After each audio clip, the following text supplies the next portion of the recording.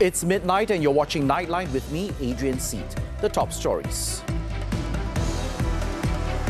Malaysia, Egypt wants Western nations to pressure Israel to cease a Gaza attack.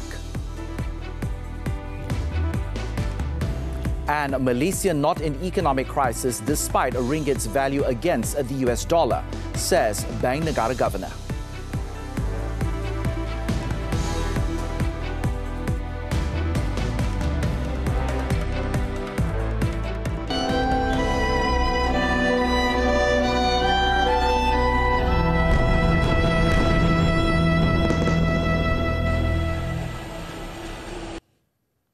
Thanks for joining us.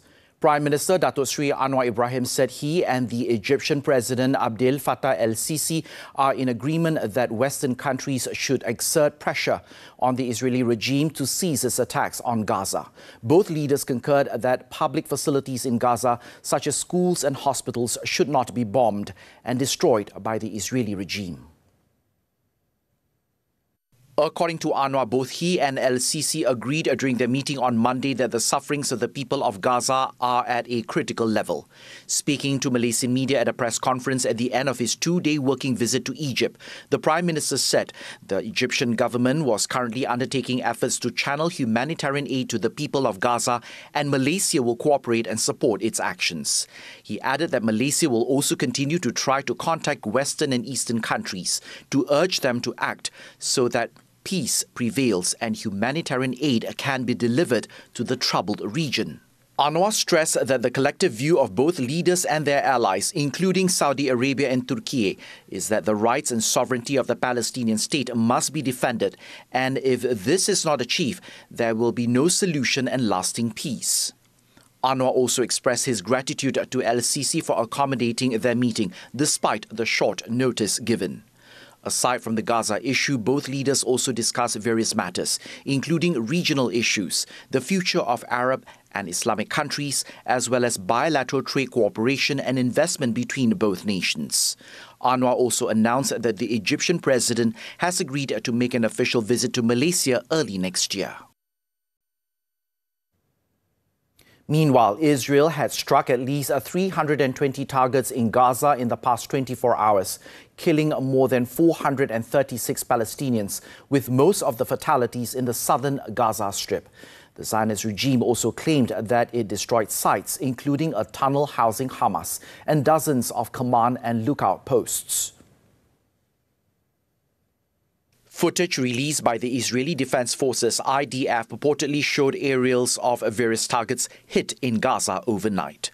It was also reported that the Israeli airstrikes concentrated on the Gaza Strip's center and north. Meanwhile, Israel bombarded residential areas in Gaza, including the densely populated Jabalia refugee camp, mosques, and locations close to Gaza's Al-Shifa and Al-Quds hospitals. Not only that, the Zionist warplanes also struck Rafah, killing at least 28 people. At the same time, Israel intensified raids in the occupied West Bank overnight, with 2 Palestinians killed during a raid on Nablus, while 15 people were arrested in a major operation in Jalazon camp north of Ramallah. The Zionist regime's recent bombings have led the death toll in Gaza to at least 5,087 Palestinians, while more than 15,273 have been left injured.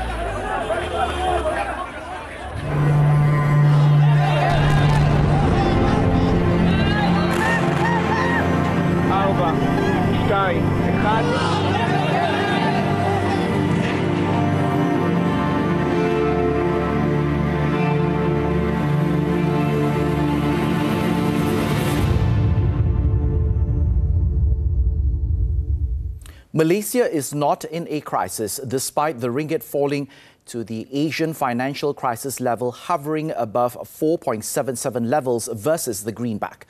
Bank Negara Governor Dato' Abdul Rashid Abdul Ghaffur said the ringgit is very much influenced by global developments with a strong US dollar and is not reflective of the country's strong fundamentals. The depression in ringgit is not unique to Malaysia alone. In fact, almost all currency in the world depreciated against the US dollar, especially emerging market, including Malaysia. But what I want to highlight is that although we have touched the AFC level, we are not in a crisis. It's different from what we had experienced in the past during the AFC. From Bank Negara perspective, we are in the market, our presence in the market is there to ensure that ringgit continue to adjust in an orderly manner, and also this also allow businesses to facilitate business as well. And we will do whatever necessary, and we have a number of measures, market measures, that we can deploy if needs be. In terms of the economic performance, the Governor said the Department of Statistics has released the advance estimate for the third quarter at 3.3% growth, better than the second quarter's growth of 2.9%. The country has a strong banking system with a healthy access to support the economic growth, while the external sector is also very strong with current account surplus.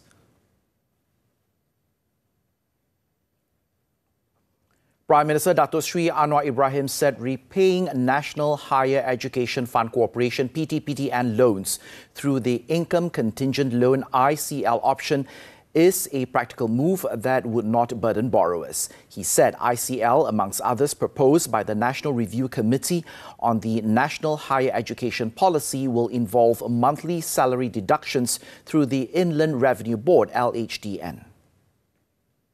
Jadi pada masa ini, Perbadanan Tabung Pendidikan Tinggi Nasional ataupun PTPTN adalah penyumbang terbesar yang memungkinkan ramai rakyat Malaysia daripada pelbagai lapisan masyarakat untuk menyambung pengajian ke peringkat yang lebih tinggi. Namun, dengan kadar bayaran balik pinjaman adalah amat rendah, kita bimbang dengan kelestarian PTPTN untuk jangka masa panjang.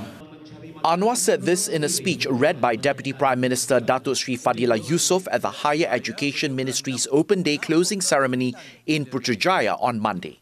He stressed that the government faces a significant challenge in recovering loans, which is vital for ensuring continued education for students facing financial difficulties and those who cannot afford to pursue higher education. As of May, the outstanding debt owed to PTPTN amounts to 66.9 billion ringgit, and this amount, if repaid, can fund approximately 2.5 million new students. In addition, the ICL option will provide incentives to individuals making repayments as announced by Anwar in the recent 2024 budget. A discount of 10% will be given on the remaining debt for full settlement, 10% for payment of at least 50% of the remaining debt in one payment, and 15% discount for those who enrolled for monthly deduction or scheduled direct debit. Individuals who are aware of sexual abuse involving children but fail to lodge a police report can be fined up to 5,000 ringgit. According to the Minister in the Prime Minister's Department for Law and Institutional Reform, Dato Sri Azalina Othman Said, such matters constitute an offence under Section 19 of the Sexual Offences Against Children Act. It's a joint responsibility of everyone who is in a community to be equally responsible, not just family members. So we want to look beyond. So I'm trying to figure out on references of complainants being made, whether the neighbours that is aware, are they reporting it or not? Are they noticing or not? Speaking to reporters after launching the E-Clinic 6G in Putrajaya on Monday, Azalina said she will be meeting Bukit Aman's Sexual Women and Child Investigations Division D11 and court authorities on the enforcement of the Act, as well as the Children's Commissioner, to discuss ways to improve community awareness programs. So far, no one has been charged for the offence. The Cabinet Committee on Combating Drug Abuse, JKMD, has outlined 3 key objectives in an effort to create a game-changer approach for a more effective fight against the drug scourge. Deputy Prime Minister Dato Sri Ahmad Zahid Hamidi, who is also JKMD chairman, said the 3 objectives were stamping out drug smuggling and distribution, widening access to treatment and rehabilitation, and enhancing the ability to curb the dangers of drugs. According to Ahmad Zahid in a statement issued after chairing the second meeting of the committee for the year on Monday, the JKMD has proposed creating legal provisions that supervise e-commerce platforms to curb the online sale and distribution of drugs. added that much stricter controls need to be imposed by amending the Dangerous Drugs Act to allow for heftier penalties to be imposed on drug dealers and drug possession. He said that the government will also act immediately to eliminate rat trails and illegal jetties used by smugglers in Perlis, Kedah and Kelantan to prevent the entry of illicit drugs into the country. At the same time, there is also a need for the government to give serious attention towards strengthening the Narcotics Crime Investigation Department JSJN of the Royal Malaysia Police to ensure that the relevant authorities can combat drug trafficking more systematically and comprehensively. The government is finalising the mechanism for the proposed Employees Provident Fund EPF Flexible Account that will be implemented next year. First, Deputy Finance Minister Datuk Sri Ahmad Maslan, however, said there will be no withdrawal access from EPF accounts like previously. Mulai tahun depan, akaun fleksibel. Bagaimana kaedahnya, berapa persen daripada simpanan itu boleh masuk dalam akaun fleksibel itu semua belum lagi diputuskan. Tapi tujuannya adalah untuk membantu pengeluaran ketika kecemasan. Ahmad also told the Dewan Rakyat on Monday that the flexible account could be accessed by all EPF members regardless of their income levels. He also stressed that the government had no intention of allowing another round of targeted withdrawals, similar to those made during the COVID-19 pandemic. During the tabling of the 2024 budget recently, Prime Minister Datuk Sri Anwar Ibrahim announced that the accounts of EPF members would be restructured to strengthen retirement savings. Towards this end, the new EPF flexible account will be introduced to allow accessibility to members at any time. Meanwhile, Ahmad said the EPF's domestic investments are expected to increase to 700 billion ringgit by the end of 2023, up 9% compared with 2022. As of June 2023, EPF investments in the domestic market totaled 665 billion ringgit.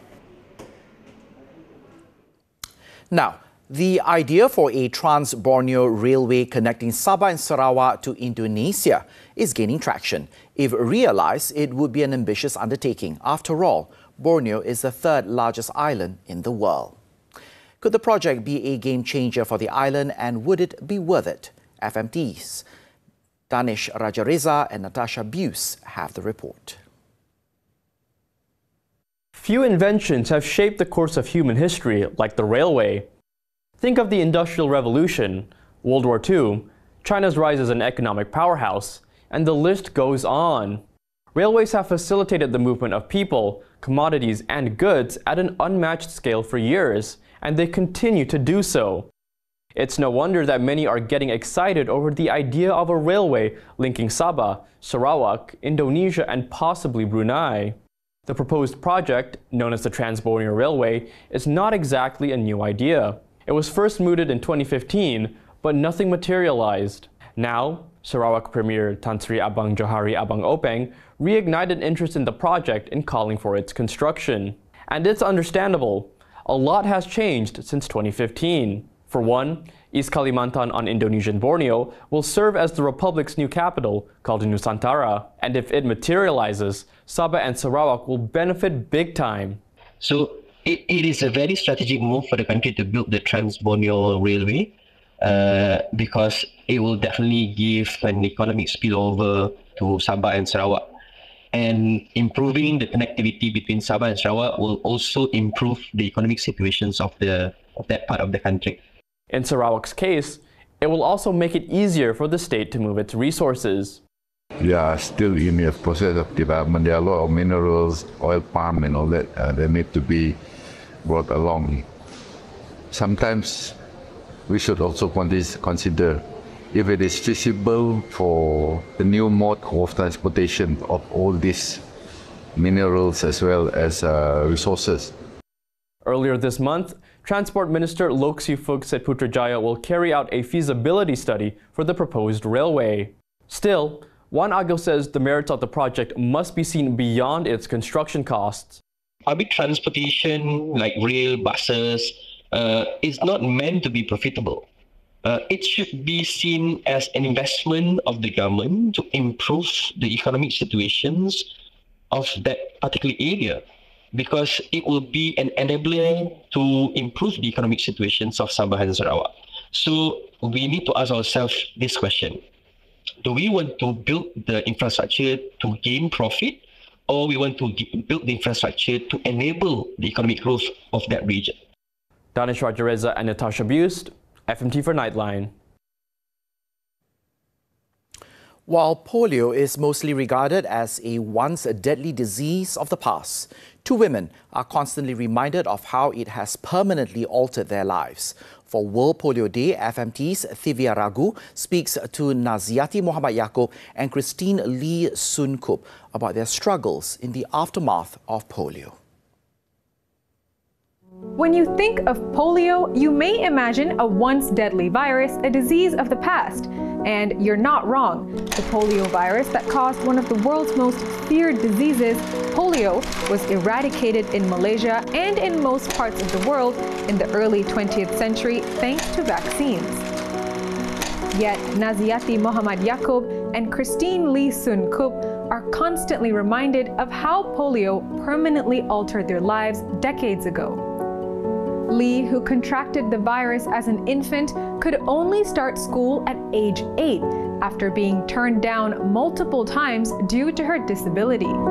I think my childhood was terrible. Childhood days were terrible. You see, I couldn't join PE, exercise, all this, I couldn't join. And the worst still is the school had no accessible toilet, right? So what I had to do, I couldn't drink like anybody else. I couldn't eat. My parents had to think very hard where to send me after my primary school. I had to take a bus to school. And you know, buses are not accessible at all. And my mother had to carry me on her back every morning. Naziati, paralyzed in her left leg since the age of 3, admits to having limited information about how the illness continues to alter and affect her physical state. So polio is a forgotten illness, and so the survivors, what are we gonna do? What are we gonna do? So we find out information from people with lived experiences who are older than us. The age, like I'm 61, so I say, oh, what happened now when you're 70? What happened now when you're 80? Despite facing numerous hurdles, both Lee and Naziati did not let their disabilities stop them from living the life they deserved. Lee, now retired, achieved success as a remisier, while Naziati is not only a trained architect, but also a PhD holder, among other accomplishments. The two women have also become prominent figures in the fight for disability rights in Malaysia. Bagai isu yang mempengaruhi community orang kurang upaya dan warga emas di negara ini. In fact, back in 1994, Lee was one of the few OKU members who protested against the ban on wheelchair-bound passengers from using the new LRT system. If we don't speak up, nobody speak up for us. You know, no changes. You can wait until the cows come home, nothing will change.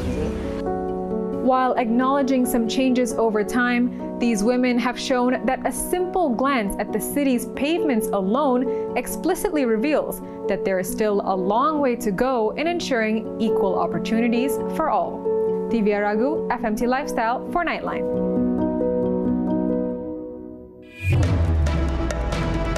At least 15 killed in Bangladesh train crash. News from the foreign front when we return.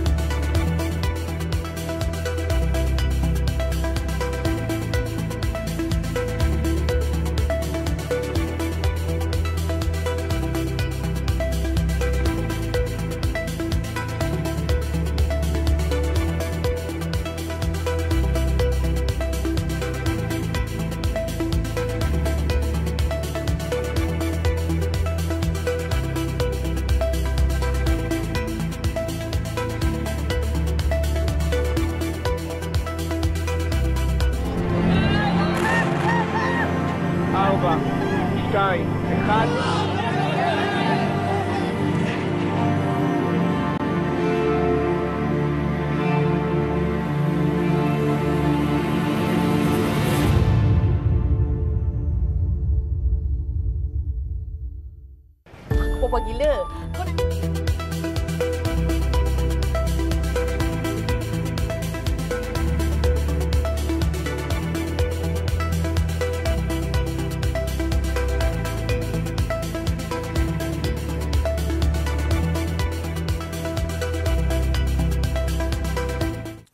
We're back with news from the foreign front. In Bangladesh, at least 15 people have been killed and 100 others injured after two trains collided on Monday. It was reported that the crash in the eastern city of Bairab saw a freight train smash into a passenger train travelling in the opposite direction, derailing two passenger carriages. Officials said at least 15 bodies have been recovered so far. It added that the death toll could climb as rescue operations were ongoing. Train accidents are common in Bangladesh and are often result by poor signalling negligence, old tracks and other run-down infrastructures.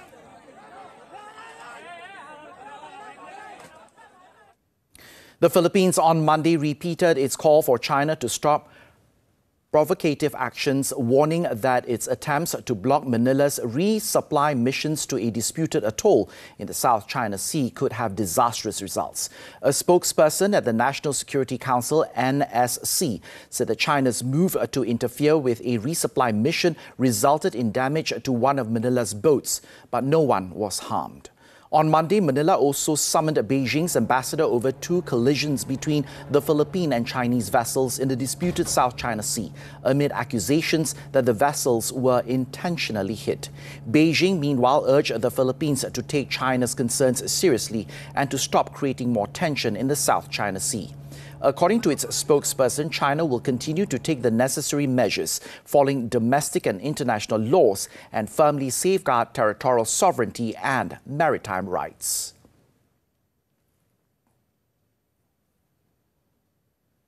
Pakistan's jailed former Prime Minister Imran Khan was charged on Monday with leaking classified documents, a charge that carries a prison term of up to 14 years. Now, according to a report by the government's Federal Investigation Agency, the case relates to a cable that Khan had touted as proof that he was ousted as part of a U.S. conspiracy backed by the powerful military establishment. The U.S. and the Pakistan military have denied the claim. The vice chairman of Khan's Pakistan Tehreek-e-Insaf party, Shah Mahmood Qureshi, a former foreign minister, has also been indicted over the case.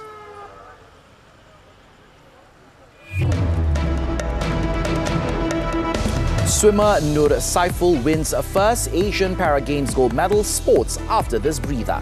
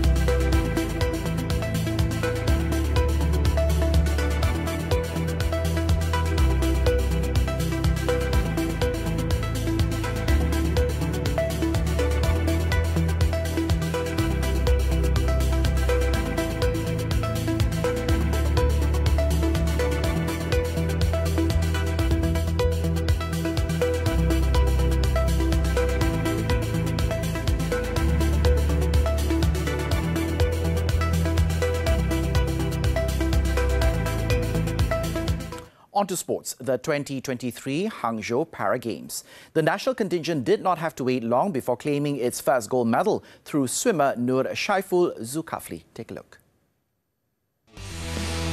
The 28-year-old from Sarawak emerged victorious when he clocked 1 minute 46.78 seconds in the men's SB4 100 meters breaststroke final.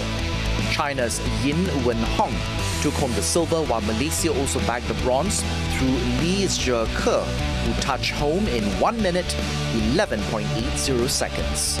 Nur Shaiful's victory made up for his failure in the same event at the 2018 edition in Jakarta.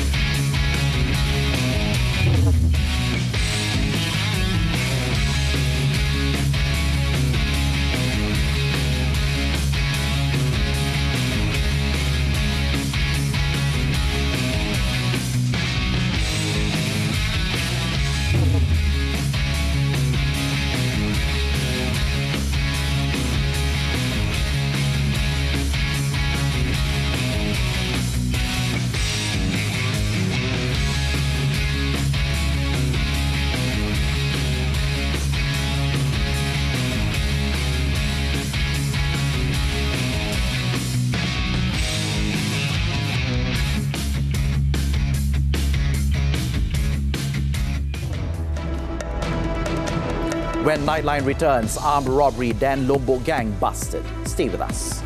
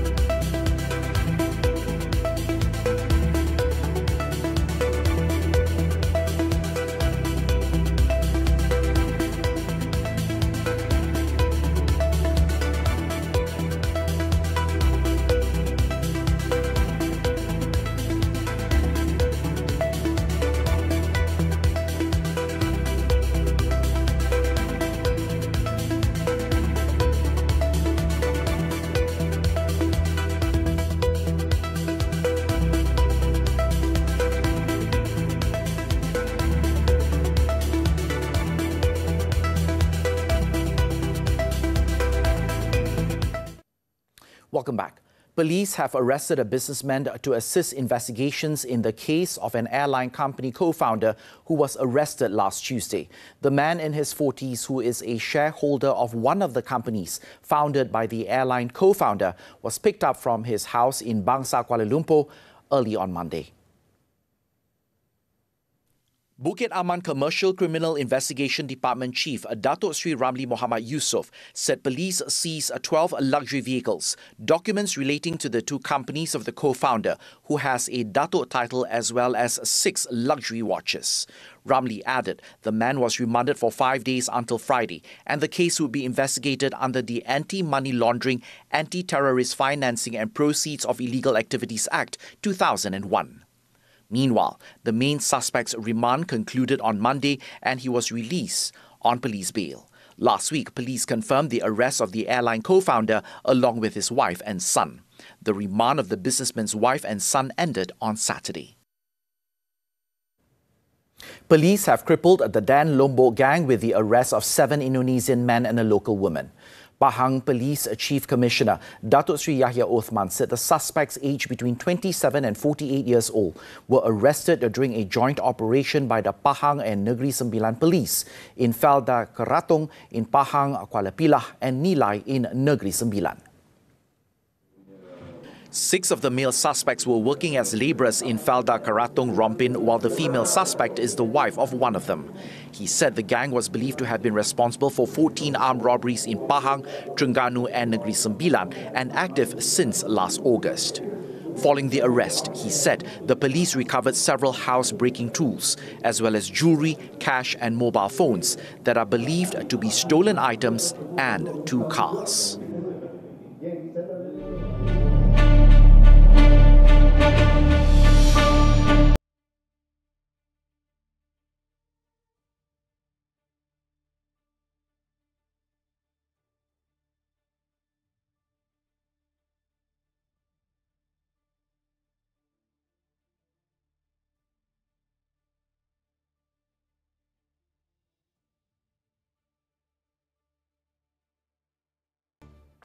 From jumpsuits to a school yearbook, the life of the late king of rock and roll, Elvis Presley, has been transported to London for a new exhibition called the Direct from Graceland Elvis. Let's take a look at the exhibition as we wrap up Nightline this time around. With that, I'm Adrian Seet. Thank you for watching and stay safe, Malaysia.